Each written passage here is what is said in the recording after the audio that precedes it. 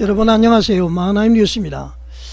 제가 지금 드리는 얘기를 말이죠. 어떤 분들은 그렇구나, 또 어떤 분들은 이제 불편해 하실 수도 있을 겁니다. 사실 말이죠. 조기 대선의 원인을 제공하신 분은 바로 윤석열 대통령이죠. 비상계엄을 선포해서 그랬습니다. 근데 그 비상계엄은 뭐 시간이 지나면서 계몽령이다, 그렇게 변화가 된 것 아닙니까? 이들에 둬서는 우리 대한민국이 자유민주주의로서의 대한민국으로 존속이 어렵겠다, 이렇게 이제 판단했던 거 아닙니까? 대부분 이제 많은 분들이 공감을 하고 있고요.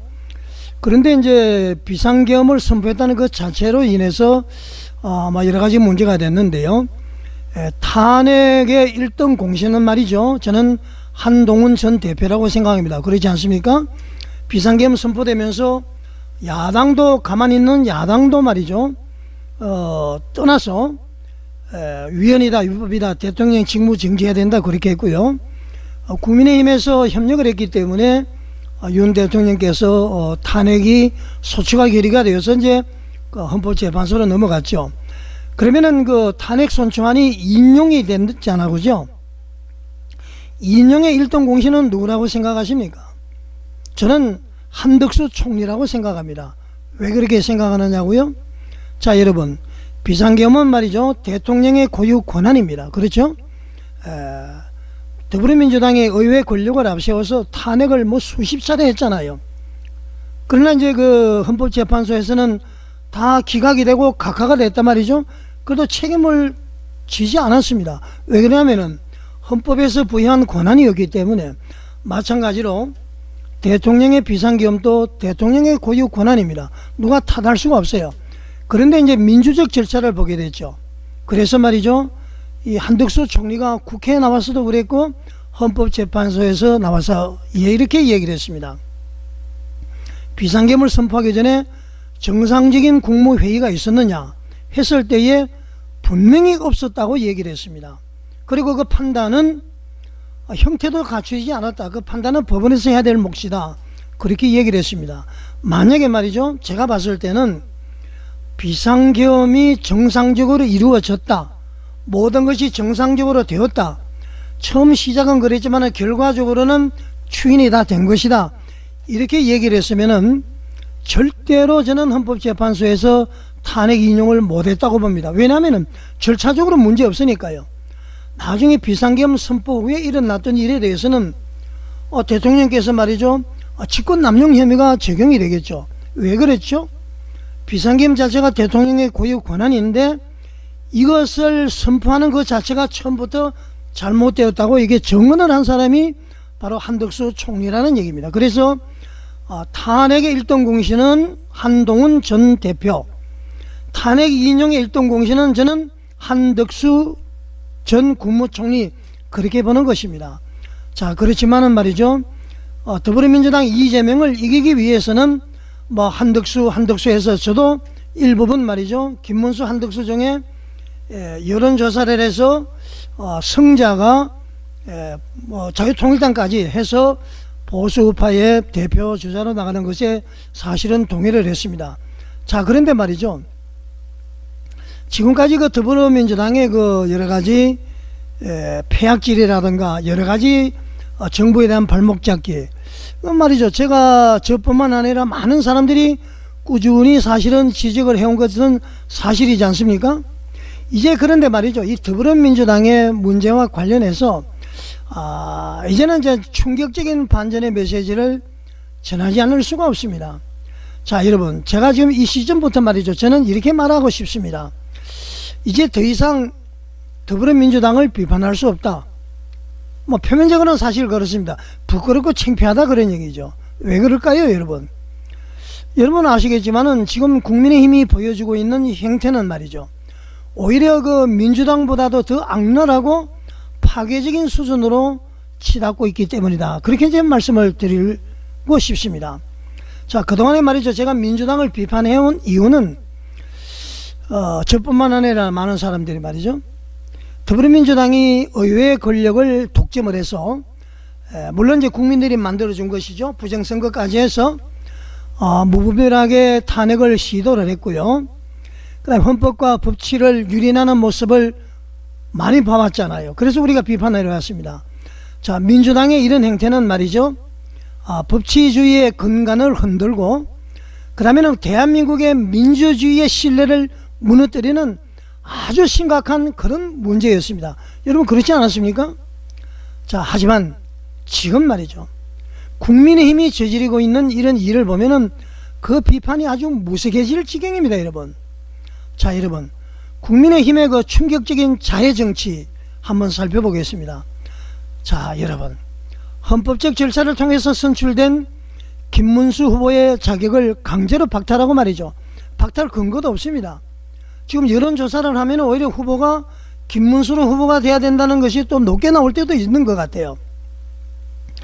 이 김문수 후보의 자격을 박탈하고요, 새벽에 그 한덕수를 긴급 입당시켰습니다. 다른 사람이 못하도록 말이죠.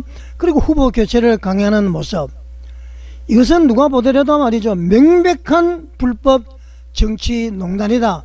우리는 그렇게 볼 수밖에 없습니다. 그렇지 않습니까, 여러분? 자, 여러분, 민주당이 말이죠, 아무리 권력을 남용했다 해도요, 적어도 자기 정당의 합법적 절차만큼은 유지했다, 이렇게 볼 수가 있습니다. 그런데 국민의힘은 그마저도 말이죠, 스스로 내팽개치면서 스스로의 존립 근거를 부정하고 있다. 저는 그렇게 말씀드리고 싶습니다. 그리고 한 가지, 제가 이런 이야기 한다고 해서 더불어민주당을 두둔하거나 이재명 후보를 두둔할 생각은 전혀 없습니다. 자, 여러분, 이것이 말이죠, 과연 보수를 자처하는 정당의 모습일까요? 자유민주주의와 법치주의를 내세우던 그 국민의힘은 어디로 갔습니까? 그렇게 더불어민주당을 비판하던 그 국민의힘은 어디로 갔습니까? 자, 여러분, 이제 좀 더 심각한 배신에 대해서 한번 보겠습니다. 이번 사태에서 가장 충격적인 부분은 말이죠, 여러분 뭐라고 생각하십니까? 국민의힘이 보여준 집단적인 배신입니다. 김문수 후보는요, 결코 단일화를 거부하지 않았습니다. 오히려 끝까지 협상의 문을 열어두었고요, 합리적인 타협을 시도한 것을 여러분 알고 있지 않습니까?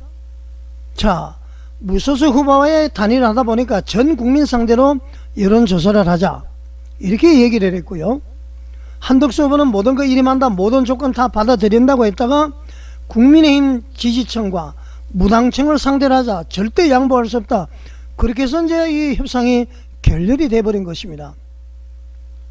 자, 그런데 말이죠, 김문수 후보가 다음 주 수요일날 방송 토론하고 목요일날 금요일날 하자는 것을, 여론조사하자는 것을 양보하면서도까지 11일날 타결하기 위해서 했지만은, 이 사실은 이 협상 결렬은 한덕수로부터 비롯됐다, 그렇게 볼 수가 있는 것이죠. 자, 그런데 말이죠, 국민의힘 지도부는 어떻게 했습니까? 이 거짓 프레임을 씌우고요, 김문수 후보를 고립시킨 뒤에 마치 당의 분열을 초래한 장본인으로 막 몰고 갔습니다. 그러지 않았습니까? 자, 이것은 말이죠, 민주당의 행태를 아주 능가하는 아주 그런 수준의 정치적 음모극이다. 저는 그렇게 말씀드리고 싶습니다. 한마디로요, 국민의힘은 민주주의의 적이 되어가고 있다, 이렇게까지 말이죠, 표현할 길이 없다. 저는 그렇게 말씀을 드리고 싶습니다. 자, 여러분, 지금 이 순간 저는 다시 묻고 싶습니다. 우리는 무엇을 위해서 싸워왔습니까? 법치주의입니까? 민주주의입니까? 그 대의를 외치면서 말이죠, 수많은 희생과 투쟁을 감내해온 보수 진영이 이제 스스로 민주주의의 가치를 무너뜨리고 있습니다. 제가 이제 한덕수를 반대하는 것은 아니에요. 김문수와 한덕수가 말이죠, 올바른 강제 단일화가 아니라 법과 원칙과 도덕에 맞는 그런 단일화를 하라, 그런 얘기입니다. 여러분, 양심을 재버리면 되지 않습니다. 양심이라는 것이 말이죠, 사물에 대한 변별력, 그리고 자기의 말과 행동에 대해서 말이죠, 옳은지 그른지, 그리고 선과 악인지 그걸 구분할 수 있는 도덕적 의식이 양심인데요, 이거 판단을 못하면 그 사람은 양심이 없는 사람입니다. 자, 여러분, 더 이상 이제 민주당만을 비판할 수는 없습니다. 그렇다고 내가 민주당을 두둔하는 것은 아니에요. 국민의힘이 변화하지 않는다면 이 정당은 대한민국 정치사에서 반드시 심판받게 될 것이다. 그렇게 생각합니다. 그래서 말이죠. 이 대통령 선거 끝나고 나면 보수는 반드시 재편이 돼야 된다. 자유통일당이 보수우파의 대변이 될지 누가 될지 재편이 돼야 된다. 그리고 자유통일당도 지금 구주화 변호사가 대통령 후보 등록했다는 것 아니니까 여러분 어떻게든 말이죠. 지금은 국민의힘과 자유통일당 이렇게 후보가 또 단일화가 돼야 될 겁니다. 일단은 말이죠. 김문수, 한덕수의 파동부터 잠재워지는 것이 우선순위일 것 같다. 그렇게 말씀을 드리고요. 자, 여러분의 그 소중한 의견을 댓글로 좀 남겨주시고요. 이 영상이 좀 널리 퍼질 수 있도록 좋아요와 구독, 알림 설정 부탁을 드리겠습니다. 자, 여러분 어떻게 생각하십니까? 시청해 주셔서 감사드립니다.